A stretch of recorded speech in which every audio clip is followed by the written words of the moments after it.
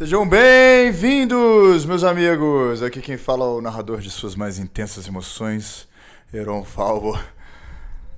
Vamos comigo, vamos sair dos nossos tempos agora. Vamos subir a bordo de um barco. Existem 7 grandes oceanos nesse mundo. Agora a gente vai para o 8º oceano. Um oceano que é abaixo desse mundo, abaixo da Terra sólida.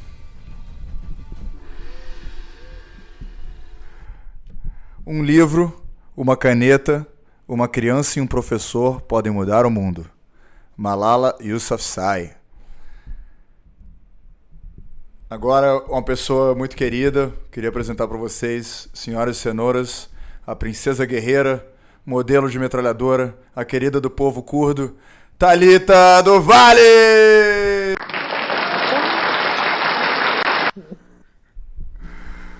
Olá, pessoal. Olá, querida, tudo bem? Boa Olá, noite. Heron. Boa noite, tudo bem? Tudo bem, graças a Deus, e com você? Tudo ótimo por aqui também. Que bom, vamos fazer um brinde para conversar nessa conversa? Vamos, ó, vou brindar aqui o meu um licorzinho de chocolate, de cacau. O meu também, o licor de ouro de coca. Um brinde Hum, aos povos que precisam da ajuda de outros povos e que eles se libertem. isso aí.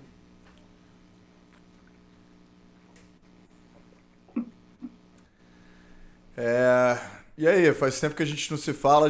Você foi uma das primeiras entrevistadas no nosso programa e deu um problema, né? Porque na época era, pô, a gente usava live do Instagram e às vezes dava. Você deve saber disso, né? Às vezes dava uns problemas de que não gravava, né? Não dava opção de salvar. E infelizmente a gente perdeu uma conversa linda que a gente já teve. É verdade. Mas estamos aqui para uma nova, né? Aquela foi muito boa, mas acho que a gente Foi. consegue construir em cima daquela. Já deve ter tido novas experiências aí pra contar pra gente. É, só pra me atualizar, você continua em São Paulo, né? Você tá por aí. Hoje estou. Você Hoje ficou estou. por aí na pandemia durante todo o tempo? Na pandemia fiquei bem quietinha em casa, né? Eu tive Covid, peguei, né? Mas assim, não tive nenhum sintoma, assim, foi bem tranquilo. Mas fiquei em casa, né, pra não passar aí pro pessoal. Bota fé. Você acabou de voltar de Dubai, né? Há pouco tempo, você foi rapidinho. É, Rússia também, você foi antes pra Rússia também? Caramba. também. Caramba, eu queria saber o que você vai fazer nesses lugares. Mas só para o pessoal te conhecer um pouquinho, fala um pouco, porque eu, sinceramente, acho que ninguém é melhor do que você para se definir, assim, porque não se definir, mas se explicar, se narrar, né? Porque você não precisa ser definida, né? Uhum. A gente sempre vai mudando. Mas conta assim, né, de modelo a guerrilheira, por onde você passou, quem é você, como é que você se vê. Então, desde bem novinha, assim, eu já fui do teatro, né? Meus pais são diretores de teatro também, de cinema. Então, eu comecei em carreira artística como um teatro, com 8 anos de idade, e fui para a parte mais publicitária, propagandas, revistas, enfim. E depois desse tempo, fui também fazer faculdade, estudar, fiz enfermagem, estudei direito também. Fui, né, também, como se diz, artistas, né? Hoje em dia precisa ter 2 profissões, né? Como se diz minha mãe. Só que nesse tempo, quando eu estava estudando direito, eu entrei para a comissão da OAB, pelos direitos dos refugiados. E, né, sou membro efetiva dessa comissão. E foi aí que eu comecei a ter mais contato com esse mundo, né, principalmente árabe, com o pessoal de fora, com os refugiados que começaram a chegar em São Paulo. Então, meu trabalho é o seguinte, as pessoas chegavam de guerra, né, vítimas de guerra, então elas chegavam só com o enderecinho da mesquita e elas iam, né, dormir à noite na mesquita, só que elas tinham que sair, né, porque elas não poderiam ficar, né, na mesquita 24 horas. Então, elas ficavam perambulando pela rua. e eu tinha, né, meio que um contrato com o governo que alguns locais a gente poderia fazer assentamentos, né, chamado assentamento social. Peraí, só um segundinho, acho que tá tendo uma interferência. Deixa eu só ver se é algum equipamento nosso ou se é a internet. Desculpa te interromper. Tá, É o quê? meu microfone tá baixo? Não, tá tendo uma interferência. É... Você tem certeza que não é a internet? Olha só a internet pra ter certeza quanto que tá de velocidade. O meu tá forte aqui. Parece que a imagem tá boa, mas tá tendo alguma coisa. Uhum. Não é sempre. Vê se melhorou. Não, tá. Você quer tentar sem microfone? Tirar o. Tentar sem, deixa eu ver se fica bom. Melhorou? Melhorou. Melhorou, né? Ué, mas agora eu não tô te ouvindo. Pera aí. Não, eu tava te ouvindo. Quando você perguntou melhorou, tava. Agora foi embora. Você mutou? Oi? Não te ouço. Não, mas quando ela falou melhorou, aí deu pra ouvir, ué. Agora parou. Acho que mutou, não? Ou talvez na configuração, desculpa. Talvez na configuração dela. Ah, agora voltou. Não, não voltou não. Alô, agora parece que voltou. Alô? Alô, agora voltou. Voltou? Pergunta se tá fazendo barulho. Voltou? Tá com uma estáticazinha no Tá fundo baixo? e agora o áudio tá desincronizado com sua voz. Com a sua imagem. Vou tentar. Você tirou de novo o Oh, microfone? peraí, deixa eu ver. Eu Acho que. coloquei ele de novo porque eu não tava te escutando. Ah, tá. Também não tava te escutando, então acho que deu algum problema. Quando você tirou, acho que a configuração mudou aí. Vê se melhorou. Você tá puxado. Não, tá desincronizado. Tenta sair e entrar de novo, só pra gente tentar ver se. Às vezes. Você fala. Sai da sala, tipo, aperta o hang up e depois volta no, Aham. no link. Peraí, deixa eu sair da sala. Ai, não tô achando. Pera só um minutinho. Não tô- Aí. Aí.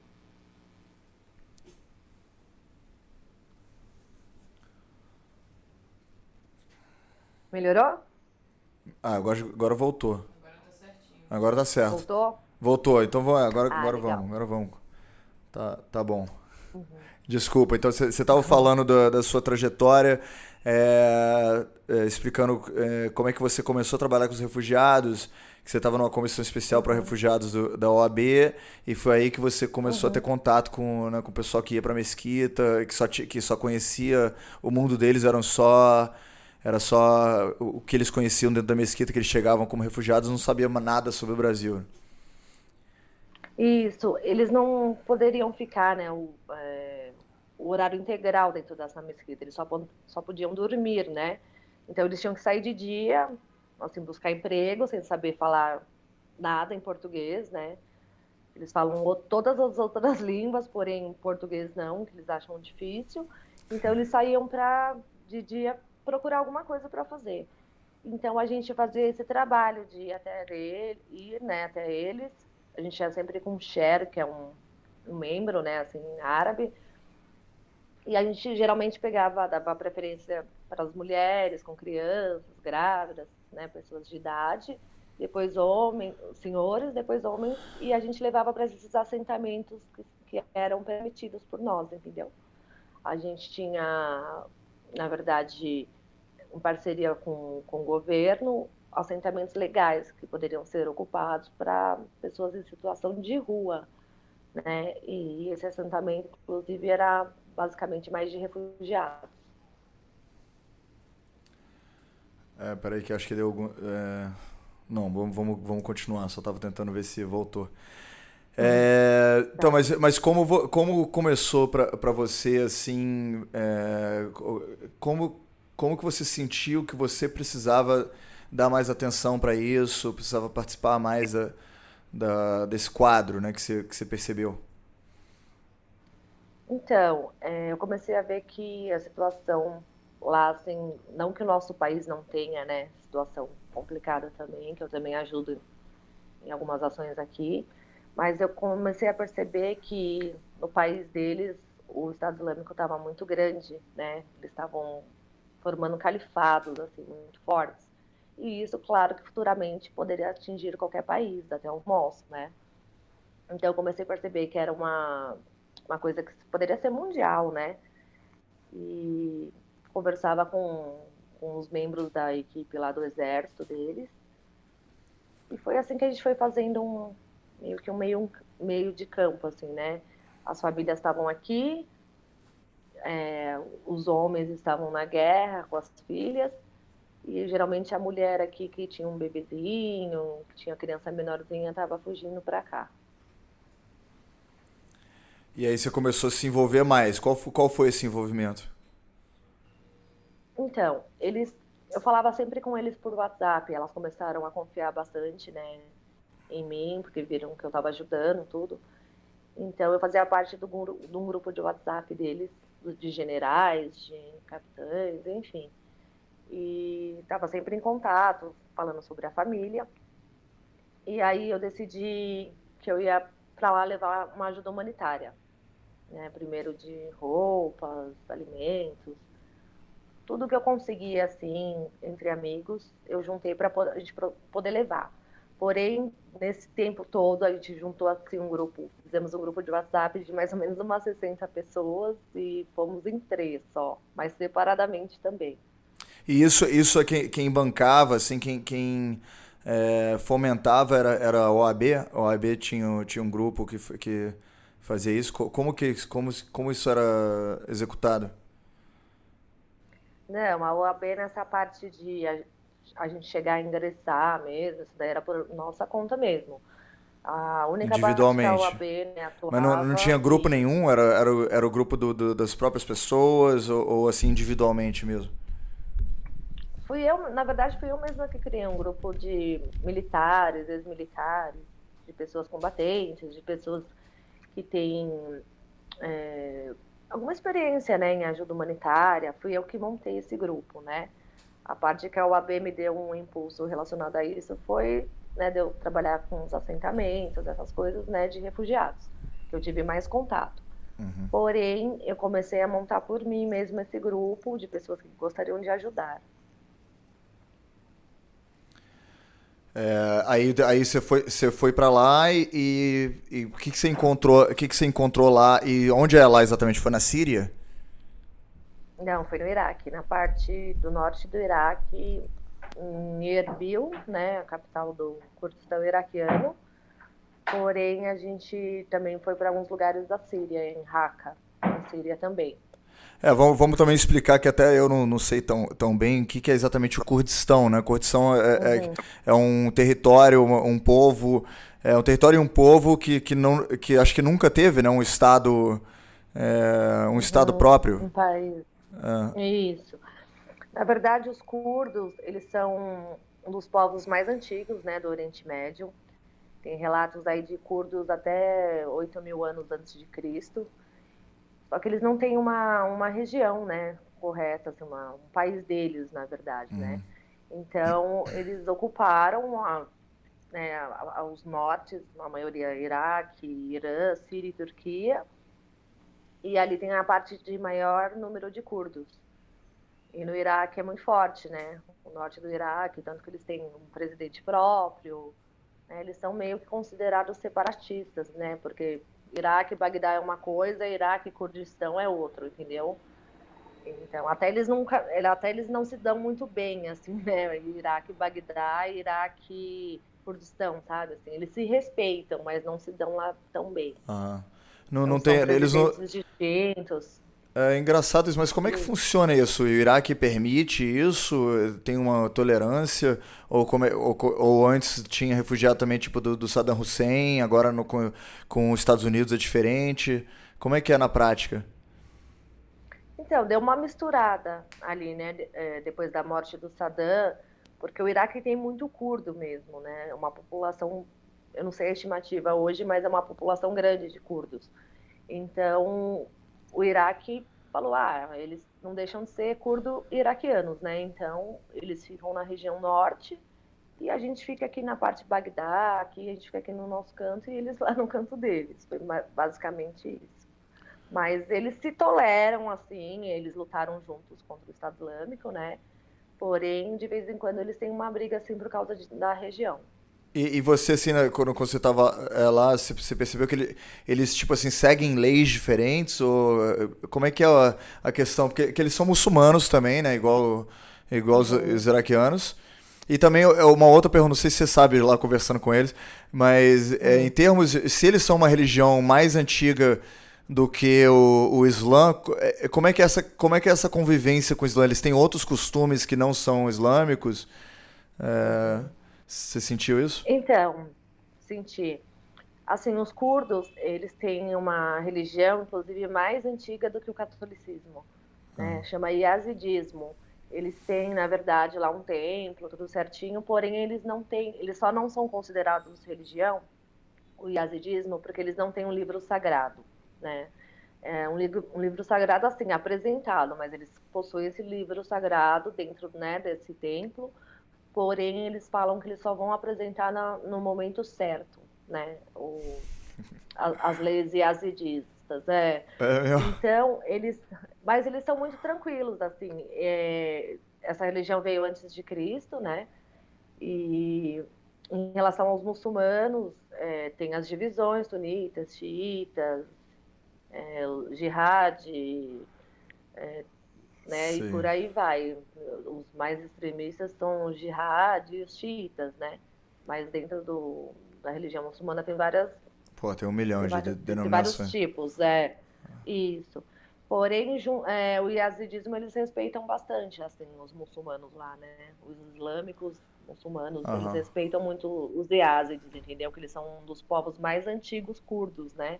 Por isso que eles têm essa religião. Uau, muito interessante. Só por curiosidade, você conheceu muitos yazidis? Você teve contato com... Porque eu me interesso pessoalmente por religiões, né? Diferentes religiões. Você teve contato com yazidis? Sim. Sim, bastante. Na verdade, os yazidis foram o povo mais atacado pelo Estado Islâmico, porque o Estado Islâmico ele não aceita católicos, ele não aceita muçulmanos. Não aceita nada, né? Só eles mesmo. Inclusive, os yazidis, eles consideram, assim, a pior raça, né? Assim, eles falam que... porque o yazidismo, eles são povos excêntricos, assim, meio parecido com o budismo, sabe? É legal a religião, sim. Então, eles acham eles totalmente impuros, enfim. E eu tive muito contato, porque a maioria, né, que foi atacado pelo Estado Islâmico eram yazidis. Então, tem muita criança sem família hoje lá, porque é yazidi. Geralmente, os campos de refugiado lá dentro são de yazidis, entendeu?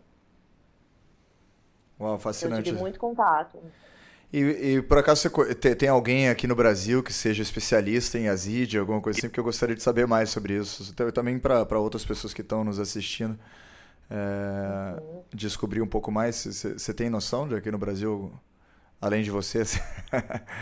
Não, eu não tenho muita noção daqui, quem sabe, sobre yazidismo, não. É bem raro até que as pessoas saberem, né? Sabem assim por cima, alguns jornalistas que eu já conversei, repórteres, assim, eles sabem um pouquinho por cima, mas não assim tão a fundo, né? Porque uma das coisas que a gente...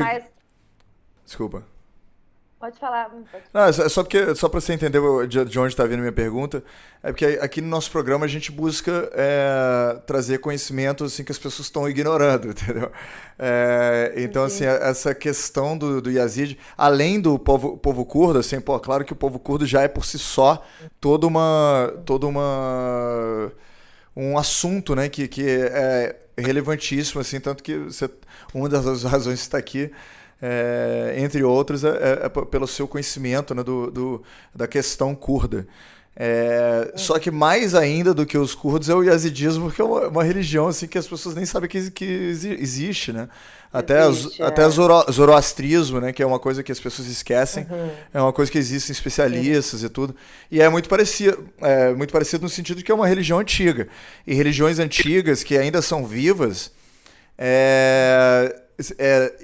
nos trazem muito conhecimento precioso sobre quem a gente é de verdade, de onde a gente veio, porque religiões como o Islã, cristianismo, até o budismo, assim, do jeito deles, mas especialmente o cristianismo e o Islã, eles vieram apagando culturas locais, assim, com todo respeito a cristãos, mas assim, uma realidade política, né, do Islã e do cristianismo. Assim como o Estado Islâmico está fazendo agora, no início do cristianismo, em outros momentos, durante as cruzadas, etc., e no Islã atualmente, em muitos lugares como o Estado Islâmico, existe esse proselitismo, essa vontade de fingir que eles são os únicos e sempre foram os únicos, né, que estiveram nas regiões. Aí com isso a gente perde muita sabedoria, perde muita cultura humana, né? Que eu pessoalmente acredito que é preciosa, né? Que é uma coisa que nos ensina sobre de onde a gente veio de verdade. Isso tem ressonância, alguma coisa conhecendo esse povo mais antigo e tudo, você sente alguma coisa assim? Você sente que tem a ver isso que eu estou falando, de alguma forma? Eu acho assim que muitas religiões apagaram muito, né? Assim, as outras menores que sejam, né? Religiões, culturas, né? Por conta aí do catolicismo, que seja, o budismo, são as mais conhecidas, né? Porém, existem muitas, né? Eu sei que tem no Afeganistão, outros tipos de religião, assim como tem, né, essa dos curdos, que são às vezes apagadas por essas maiores. Eu tenho conhecimento de muitas religiões, sim, sabe, voltado para esse pessoal. Porém, os islâmicos, né, muçulmanos islâmicos, eles aceitam bem o yazidismo. Eles Aham. convivem bem, eles estão sempre em contato com os yazidis. O que não aceita o yazidismo são os jihads, Aham, entendeu? entendi. É um Os grupo, é um jihads. grupo pequeno, né? Porém muito violento e vocal, né? Porque que também tem Uhum. isso é uma coisa boa pra gente falar para as pessoas que estão nos ouvindo, que os muçulmanos têm uma péssima reputação, né? Por causa dos Por problemas causa políticos disso. americanos, né? E também por causa desses grupos. Mas também existe, né? Existe muita propaganda enganosa, né? Feita por americanos e outros grupos Uhum. assim que têm vieses econômicos e políticos contra, né? Eles querem o óleo do Oriente Médio, então eles Uhum.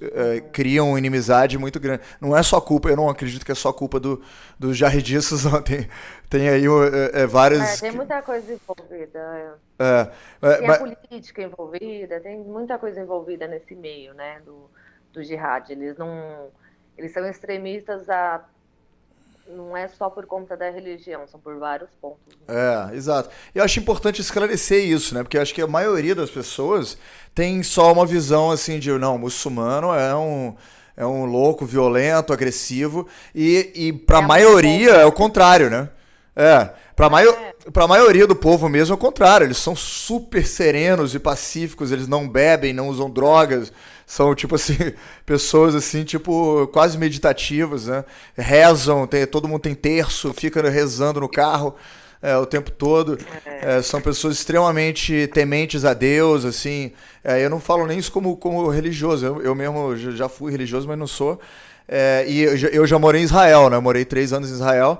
E em Israel, Uhum. como judeu, você sente muita pressão para odiar muçulmano, né? Porque existe uma Uhum. tensão muito grande, né? Sim. Com os palestinos. Então, Uhum. e existe, pô, pessoas perdem a vida, perdem familiares. Então a tensão, a tentação de sentir antagonismo contra a religião inteira é muito grande. Então, mesmo assim, eu posso dizer que a minha experiência pessoal, conhecendo os árabes, conhecendo palestinos, conhecendo muçulmanos, e isso porque eu era judeu ortodoxo quando eu morava lá, era de conhecer Uhum. pessoas do bem, pessoas que estavam querendo resolver de forma. Não era todo mundo. Hezbollah, entendeu? Não era todo mundo Uhum. não era nem todo mundo político. A grande parte das pessoas era, inclusive até os israelenses judeus eram mais agressivos e eu também não os culpo, né, porque é uma situação complexa, Uhum. mas os árabes palestinos que eu conhecia lá, muitos deles gostavam de morar em Israel, assim, estavam felizes de estar sobre domínio, entre aspas, né, sobre regime judaico por estar numa situação de liberdade relativa, né, comparado com outros, porque assim, pô, se você vai escolher entre viver na Síria de ISIS ou viver na faixa de Gaza, que não tem tanto, mas Cisjordânia, talvez, ou até ser um cidadão da grande Israel geral, né, sendo árabe, sem ter todos os direitos, né, que um judeu tem, a situação no geral é mais favorável para eles do que quase qualquer situação árabe. Então, para eles eram muito pacíficos, muito, como é que se diz? É, assim, com boa Eles disposição. conviviam civilizados. Uhum. Exato. Eles Porque tinham. aquele povo ali, não te cortando, o que acontece? É um povo, assim, dizendo, né, dos judeus e dos palestinos. Eles são um povo que eles são irmãos, né, primeiramente. Então, ali, aquela terra ali é de ambos, né? Eles são irmãos, né? Só que eles não se aceitam por conta territorial, por conta política. É meio que mais ou menos o que acontece nos Kurdistões, entendeu? Por exemplo, na Síria tem o Kurdistão sírio. Bashar al-Assad não aceita os curdos. Ele próprio ataca o povo sírio curdo. Vai entender. A Síria do Bashar ataca a Síria curda, dentro do território curdo, né? Aham. Sírio-curdo.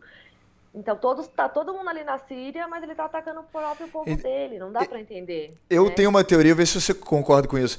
É que existe uma pressão do.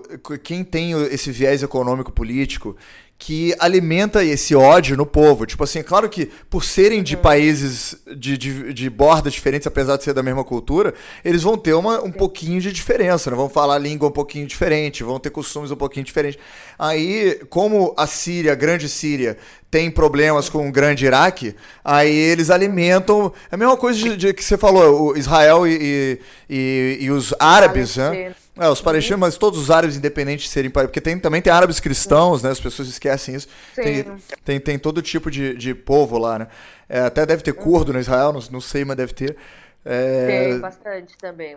então, esses povos, aí eles entram no fogo cruzado de pessoas que têm, de demagogos, né? Tipo assim, os Estados Unidos quer que o Oriente Médio não seja estável, árabe, porque os árabes fazem embargo da OPEC, né?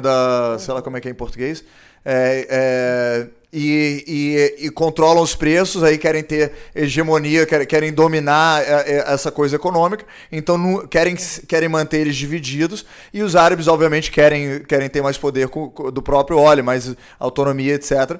Aí colocam fogo, coloca lenha na fogueira de tipo dizer que Israel está oprimindo os palestinos. Aí Israel também se defende muito forte porque os Estados Unidos apoia demais Israel para também não deixar os palestinos terem tanta autonomia. E eles próprios não conversam, eles ficam assim, sofrendo influências Isso. de coisas maiores, assim, mais políticas e econômicas, e menos religiosas, menos humanistas. Você Isso sentiu isso? mesmo. Que na prática, assim, no humanismo mesmo, na religião, eu senti isso. Que a galera se dá bem no dia a dia, não tem problema. Isso. Eu senti bastante isso daí, tanto no Iraque quanto na Síria. O pessoal em si, eles se dão bem mesmo, mas é essa coisa que você falou, você deixou bem explicado mesmo referente à política, a grandes potências querendo interferir nesses países, né, colocando o povo contra. É bem complicado isso daí lá. E falta o humanismo, né? E qual é a sua Falta muito visão humanismo lá.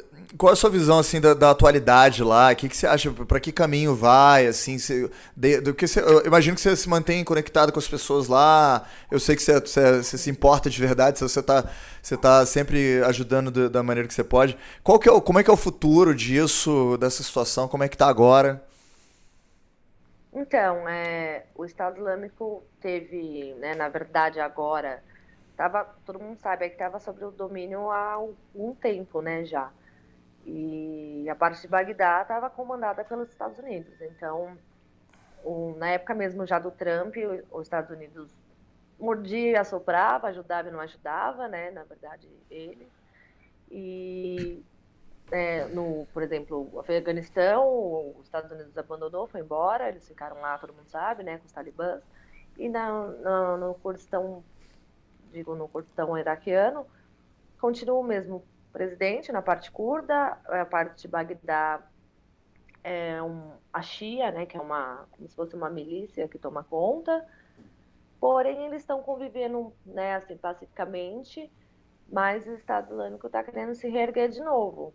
Eles se juntam bem quando tem o Estado Islâmico querendo, né, voltar. Então, os dois maiores califados, um estava em Raqqa, na Síria, e outro estava em Mossul, né, no Iraque. Então, com essa derrubada desses dois califados, agora está um pouco mais calmo. Sim. Quando você fala califado, vê se tá certo, você se refere a, eles estão tentando reviver uma coisa chamada Estado Islâmico, que era uma coisa que existia lá na época de Maomé, que instalava como se fossem governadores de um grande estado maior, que eram chamados califes, que são como se fossem tiranos, né, reis absolutistas, que comandam através da demagogia religiosa para praticamente absolutamente os povos. Tô certo com isso? Tô chutando aqui. Você tá certo, você tá correta a forma que você colocou. A gente só que não, nós, né, que era parte exército, parte interna, só nós não colocávamos eles como nem Estado e nem islâmicos, entendeu? Porque ISIS, EI, né, no Brasil, ISIS, a sigla em inglês, EI, aqui no Brasil, Estado Islâmico, Tá. a gente não chamava eles nem de Estado nem de Islâmico, porque o Estado basicamente ali não fazia isso e os islâmicos também não faziam isso, né? Então a gente dava um nome que chamava Daesh. Daesh são seres da discórdia. A gente não gostava de denominar eles como algo grande, entendeu? Entendi. Porque isso dava força. Mas basicamente você descreveu o que seria mesmo ele. Isso aí é incrível. E, então, agora caiu recentemente esses califados do Iraque? É isso que eu não acompanhei. Caiu o califado de Mossul, né? Do Iraque, que era onde eu estava, em Mossul. E caiu o de Raqqa na Síria também, que eram os dois maiores califados dele, né? Então isso é boa notícia, né? Isso quer dizer que... Mas aí o que entra no lugar? Assim, o Iraque deve estar totalmente abalado pela estadia americana incompetente, né? Que eles instalaram lá. Como é que tá essa questão de quem está liderando o Iraque? Como é que ficou? E assim, vamos tentar ir mais sobre o que você viveu lá e o que você tem ouvido falar das pessoas, porque a gente se baseando só nas notícias, a gente sabe que são muito deturpadas, né? Dependendo da mídia que tá divulgando. Então, os Estados Unidos continua, né, tendo um certo domínio sobre Bagdá, né, sobre Iraque e Bagdá. Os curdos continuam com o presidente deles, né, o Masoud Barzani. Os Barzani continuam comandando a parte curda, né. O Estado Islâmico foi, né, vencido, entre aspas. A gente fala que nunca foi vencido, porque eles podem se reerguer novamente. Eles só estão sem o líder maior deles, que foi morto, né. Mas eles podem se reerguer a qualquer minuto. Que é um ideal deles, né? E eles têm muitos membros, né? Eles têm muitos homens. Inclusive, muitos estrangeiros são parte, né, do Estado Islâmico. Muitos franceses, tem 4 brasileiras, né, no Estado Islâmico, para você ter ideia. Uau. Então, eles ficam tentando, de alguma forma, se reerguer, né?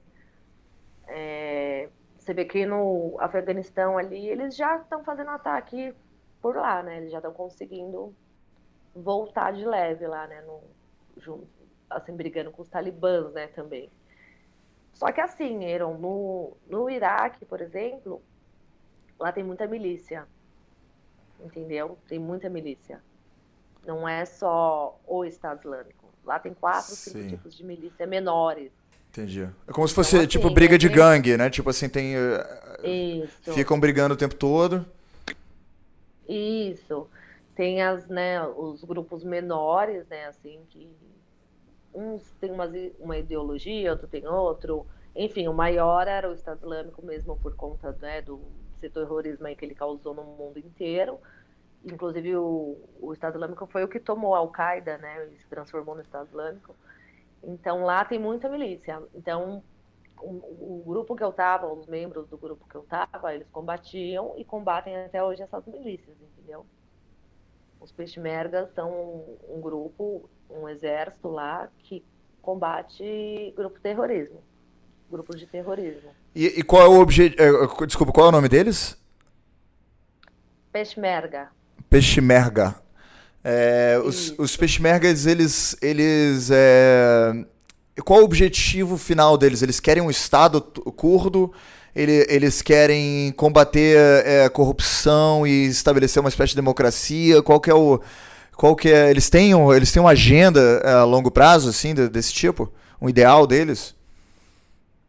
Sim, eles têm, né, o presidente deles, o Barzani, né, que o Barzani é o presidente ali total ali, né, da parte curda, né, da parte curda, principalmente curda iraquiana, que é a maior parte curda que tem, né? Então eles têm sim essa coisa da soberania do presidente e eles são democráticos, assim, sabe? Feito com votos, eles seguem bem a democracia mesmo. Porém, quem cuida do país é a parte exército. Lá não existe policiais na rua, são poucos. Lá é o exército 24 horas, entendeu? Um policial que a gente via lá era um policial de trânsito, uma briga de trânsito, porém eles estão preparados para a guerra. Né? Então, Uau. a soberania é dos Barzani e dos Peshmergas lá.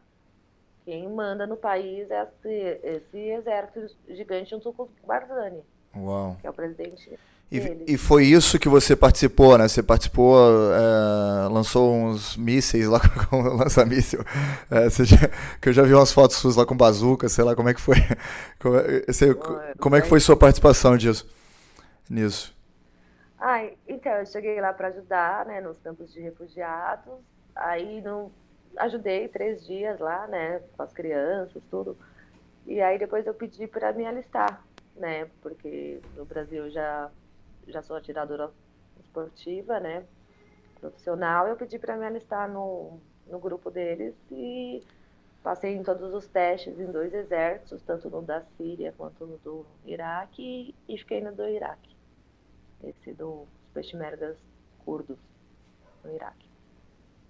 E aí você chegou a ver algum tipo de ação? Como é que foi sua experiência como alistada? É, é diferente de tudo que a gente vê no Brasil, né? Do que, assim, eu dou cursos aqui, faço palestras, tanto para as forças, para vários tipos de forças, né? Militares, enfim. E é tudo diferente, a gente nunca passou por isso aqui no Brasil, a não ser lá, guerra no Paraguai, que a É, gente nem muito tempo viveu, atrás. enfim, né? Muito tempo atrás. Então é diferente, né? Nós brasileiros, a gente não está acostumado, por mais treinamento que a gente tenha, que eu tenha aqui, é muito diferente lá, né? Porque ali é aquela coisa 24 horas, você fica em alerta 24 horas. E aprendi muita coisa com eles, né, lá. Então eu estava sempre acompanhando o grupo, ficava sempre perto de generais que eu já conhecia mais, sabe? Sempre segui na hierarquia, que eles têm uma hierarquia bem forte também.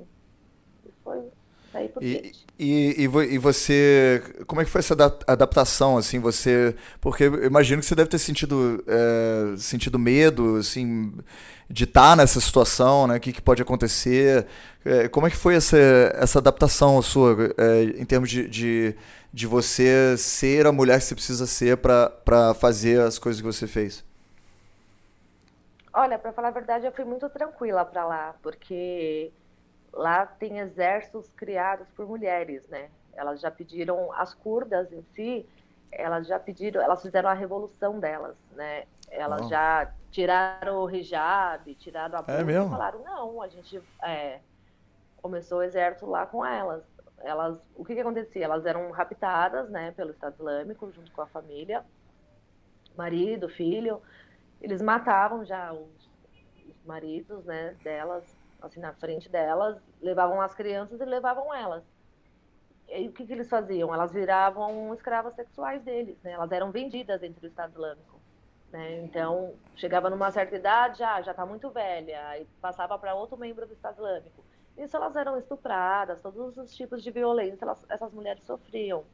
E as crianças eram levadas para formar um exército também, que eram de crianças, chamados leõezinhos, né, do Estado Islâmico. Então era criança já pegando em revólver, matando, enfim, eles criavam essas crianças para serem mesmo, para atacar, para serem meninos bomba, enfim. E as mulheres já estavam fazendo a mesma coisa. Porém, elas ficaram quietinhas, aproveitaram todo o treinamento, né, enfim, e teve uma hora que elas próprias conseguiram se rebelar contra eles. Então foi criado por mulheres. Então a força feminina, a revolução curda feminina lá é muito forte. E eu fui sem nenhum tipo de medo, assim, porque eu já sabia da força das mulheres lá. Todo mundo falava, nossa, mas você está indo para um país muçulmano, um país árabe, é perigoso, estupro, isso, aquilo. Mas eu já sabia que existia elas lá, entendeu? Então eu fui tranquila. Essa revolução feminina curda é um assunto também por si só, né? A gente podia conversar uma hora É, sobre isso. Mas tem muita coisa. você sabe o que eu ia perguntar? Como, como que os homens, como é que foi sua relação com os homens lá? Eles foram ok com essa revolução? Eles apoiam, alguns não? Como é que é a relação? Uhum. Então, a princípio, elas começaram a lutar contra o Estado Islâmico. Eles não davam lá muita bola, assim, achava que tipo, é um grupinho qualquer que está começando, né? É mais um grupinho terrorista, o Estado Islâmico. Só que quando ele começou a ganhar muita proporção, formar califado, eles viram que era uma coisa séria que estava ocorrendo por lá e começaram a apoiar elas, né? Quando elas fizeram essa revolução de rasgar o hijab, a burca, de querer se vestir da forma que quiser, de poder usar um batom, de poder se mostrar, né, como da forma ocidental, eu digo, né, dessa forma mais livre, eles começaram a apoiar, deixaram elas, né, fazer o que elas queriam fazer. E elas têm muita força, então, e elas respeitam muito, assim como eles, né? O homem lá, ele respeita muito a mulher. Assim, são coisas assim que eu fiquei extremamente até chocada, porque eu não imaginava. Por exemplo, um membro do Peshmerga, ele não pode cruzar a perna na tua frente, ele não pode coçar a barba na sua frente, é uma falta de respeito à Então mulher. os homens também têm que entrar na linha. Eles não podem, tipo, olhar num espelho e você atrás. Eles têm, né, assim, as leis, né, de Uau, respeito à interessante. mulher. Então eu achei muito diferente, porque você vai meio que assim, nossa, tô indo para um país, né, sei lá, mais muçulmano, mas lá tem muito católico também, tem muito membro que nasceu lá que é católico, né, respeitava muito as religiões. Eles são um povo pacífico em relação à religião, né? Então, assim, tanto com homem quanto com mulheres, para mim, assim, foi uma experiência Mas a minha incrível e questão também muito era. ativa. Porque você falou que os peixe-merga, Uhum. eles têm o domínio total lá, então é relativamente seguro no território deles, é isso que você tá falando? Tipo assim, dependendo da favela que você for aqui no Brasil, você vai entrar lá e você vai se sentir tenso, porque não existe possibilidade de tiroteio, qualquer coisa assim. E Uhum. em Israel também, se você for mais pra perto de Gaza, assim, existe uma tensão maior. Lá nos lugares que você foi, sem contar assim, a relação homem e mulher, você se sentiu Uhum. em termos bélicos, né? Assim, possibilidade de Uhum. tensão militar mesmo. Como é que foi pra você? Para mim, assim, lá eu sabia os territórios que o medo maior, o perigo maior para mim, como estrangeira, na verdade, era o Estado Islâmico, né? Então, eu, claro, eu não entrava em regiões que eram deles, né? Eles denominavam as regiões deles, tomavam essas regiões, então essas regiões eu não entrava, até porque eu seria o alvo maior, né? Porque uma estrangeira capturada por eles seria um É um troféu, prêmio. né? Um prêmio. Então o pessoal até brincava, ó, pelo amor de Deus, só não me acabe no macacão laranja, né? porque era uma como que o Estado Islâmico veste, né? Nossas pessoas antes da morte, filma, Uau. faz aquelas coisas horríveis, né? Posta na internet, enfim, arrancando a cabeça da pessoa, essas coisas todas. Então, a parte mais perigosa mesmo eram as regiões que eram deles. Agora, o Iraque em si, total, seja a Shia, que comanda uma outra parte do Iraque, eu, como brasileira, caminho em qualquer lugar, entendeu? Eu fui para a fronteira, que era a parte só Iraque, para Kirkuk, que é uma parte dominada só pelo Iraque. Eu, como brasileira, eu não tive problema nenhum. Pelo contrário, eles vinham brincar assim, né? Ah, Brasil, futebol, sempre vinham assim, né? Com aquela coisa, Ah, Ronaldinho, Neymar, enfim, ou seja, normal, né? Tipo ir pra uma normal. cidadezinha aqui. É, É, tipo assim, nossa, Brasil, assim, Nordeste, sei lá. ficavam tipo, nossa, mulheres também, tipo, jogam futebol lá. Nossa, a seleção também é muito boa, mas no Brasil a gente só não joga futebol, a gente faz também outras coisas. Lógico que o nosso país é conhecido mundialmente por isso, mas as pessoas lá também têm outros tipos de emprego, aí eles brincavam, assim, né? Até a gente passou por uma tensão na fronteira, né, indo para Kirkuk, na fronteira do Iraque, que a Shia, né, que era essa milícia que tomava conta, a gente tinha que atravessar, né, essa parte. E foi eu, general, e uma voluntária curda holandesa, né? Nós estávamos atravessando e a gente foi abordado na fronteira. Então eles vêm já com fuzil, né? 10, 15 caras de fuzil, imagina, rodeando o nosso carro, Ah, né? sei. Gritando, pedindo para a gente abrir tudo, não sei o quê, né? E a gente também com armas no carro, enfim. E o general explicando, não, sou o general Peshmerga, né, não sei o quê, e os dois meio que sentiam uma tensão, meio discutindo. Aí, passaporte, passaporte, não sei o quê, né, e aí eu mostrei, quando eles viram escrito Brasil, eles já começaram, eles já mudaram a forma de falar com a gente. É, isso é Já maravilhoso, né? Que começaram a brincar. a gente tem uma, assim, apesar de qualquer coisa, né? Uma coisa que a gente pode dizer de bom aqui do Brasil é que, porra, a gente faz muita merda politicamente e tal, mas como povo a gente exportou, né? Uma alegria, exportou uma expressão muito É, positiva pro mundo, né? Mesmo que eles não conheçam tão bem, eles não falam uma palavra de português, conhecem através do futebol, mas a gente já transmite uma energia do bem para as pessoas, né? As pessoas não falam é, criticando a gente. Né? Tipo assim, se chega um não. americano lá, aí vai ter mil coisas a dizer. Quase qualquer país lá vai ter. Mas o brasileiro no Foi muito geral. engraçado que o general brincou até, não te cortando, mas Por o favor. general brincou até, falou assim, nossa, fomos salvos pela brasileira, né? Brincou. A Chia não encheu o nosso saco, senão a gente ia tomar uma canseira aqui até a noite, de repente umas coronhadas, sabe? Enfim. Mas a gente foi salvo pela brasileira, pelo futebol. Aí todo mundo, né, no carro, eu, a holandesa e ele, brincamos, demos risada. E a gente passou o baile, deixa eles passarem. Aí a É gente passou. capaz de um homem bomba desistir e começar a sambar, né? Ah, deixa pra lá. Mais ou menos, não tem como ser mais ou menos. É que esses são a CIA, né? Não, Um sei. Não, grupo tô dizendo que militar mesmo. essa energia positiva contagia, né? E eu acho que a gente tem que